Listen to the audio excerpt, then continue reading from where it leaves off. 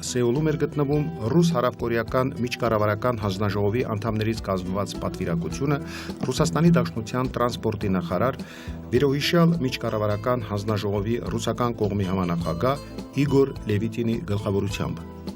Պատվիրակության կազմում էր նաև ռուս-կորեական բարեկամության ընկերության փոխնախագահ, ՅՈՒՆԵՍԿՕ-ի բարեկամքի դեսպան, Հայերի համաշխարհային կոնգրեսի նախագահ Արա Աբրահամյանը։ Այցի օրերին Մոսկվայից ժամանած պատվիրակության անդամների համար մշակվել էր բավականին մեծածավալ աշխատանքային ծրագիր։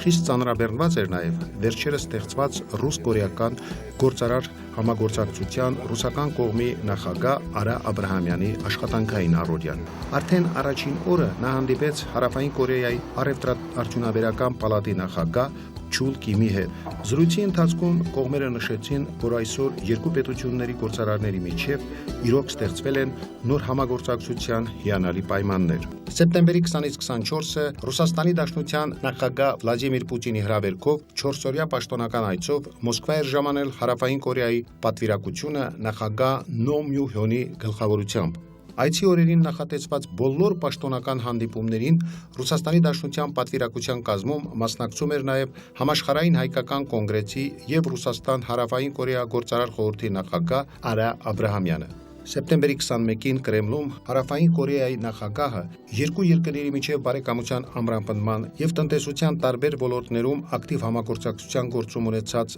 մեծ ծառայության համար Հարավային Կորեայի բարձրագույն պարգևը հանձնեց նաեւ ՅՈՒՆԵՍԿՕ-ի բարեկամքի դեսպան Ռուսաստան-Կորեա բարեկամության ընկերության նախագահ Արա Աբրահամյանին։